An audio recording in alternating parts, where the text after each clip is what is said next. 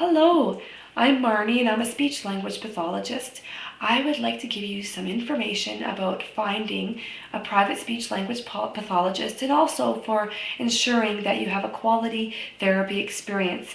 It is in your best interest to make an informed decision, and so let me help you do that. Now, this is going to be a very brief video. If you'd like the written, thorough document complete with links and contact information, please visit my website at www.tinyeye.com. That's TinyEYE.com. So let's get started. First, ask the potential speech-language pathologist for his or her credentials.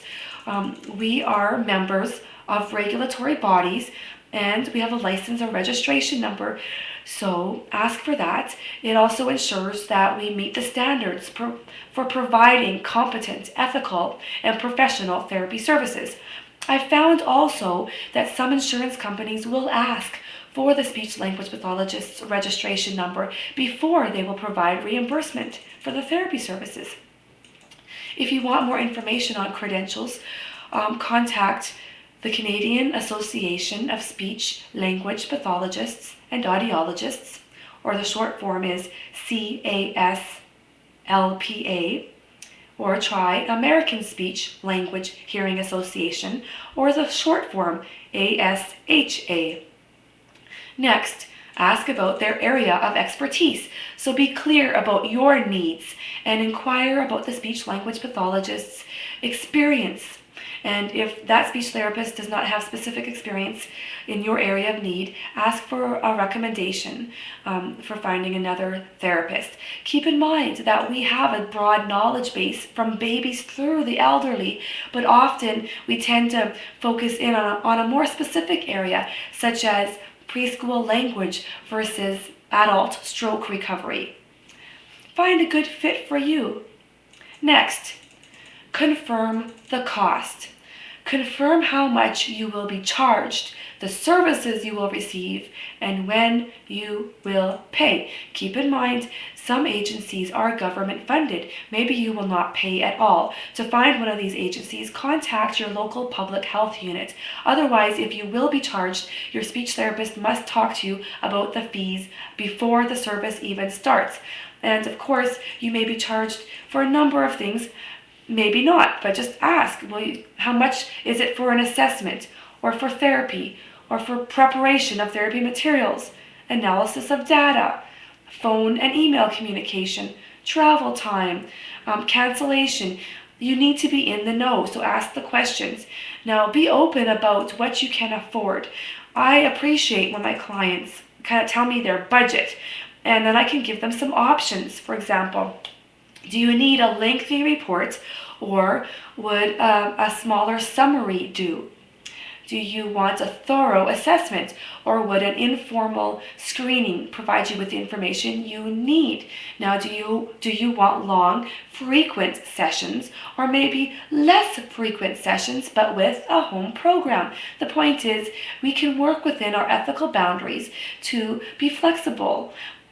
At times, we do our best to find a good fit for you. Open communication is the key. Now, when accessing your benefits or insurance coverage to pay for these therapy services, make sure you're clear about how much they're going to reimburse and when you're going to receive that reimbursement.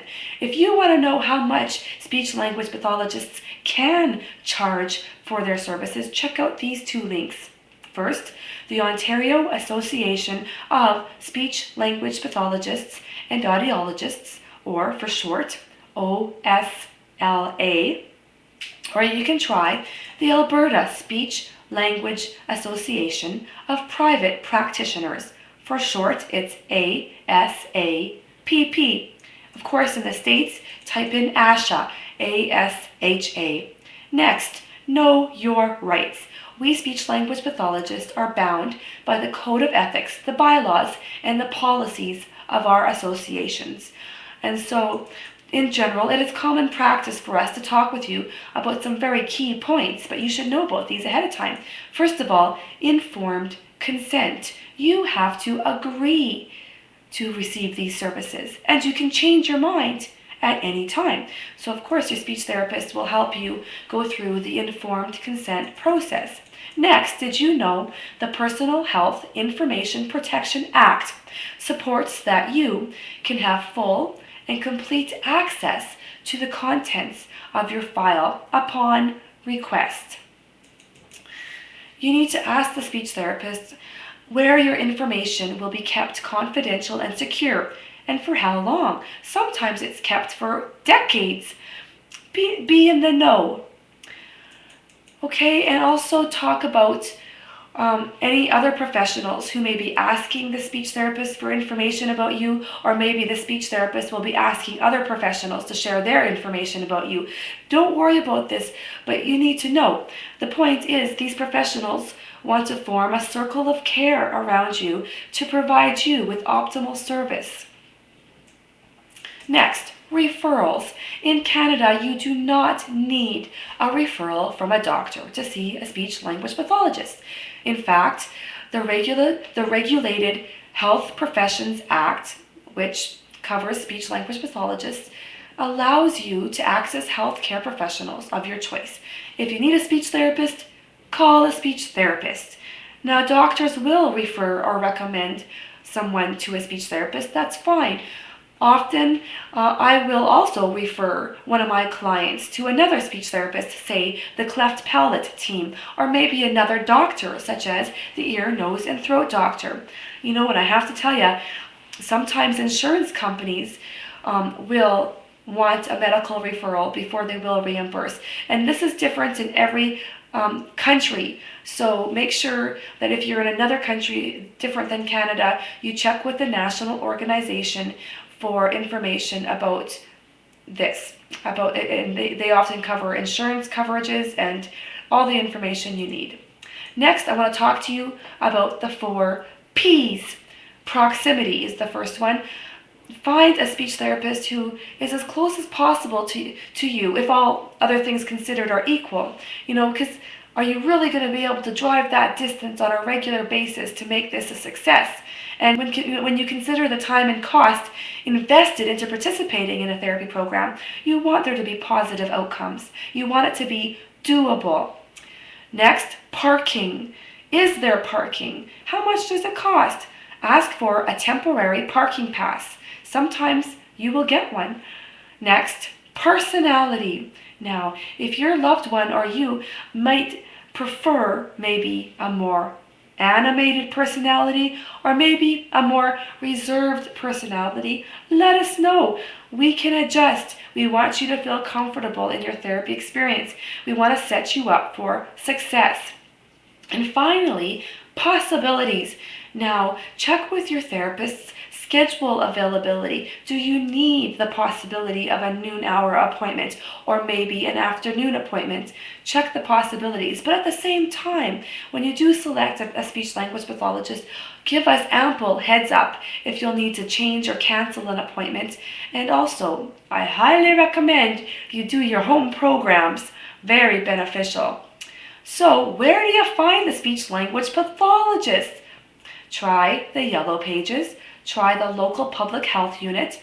Ask the local school or call the school board and ask for the speech therapy or special education team. They will often have a list of therapists who are available for you. Ask your doctor or a friend. Contact the regulatory bodies that I talked about earlier in this article. They often have lists of therapists in your area.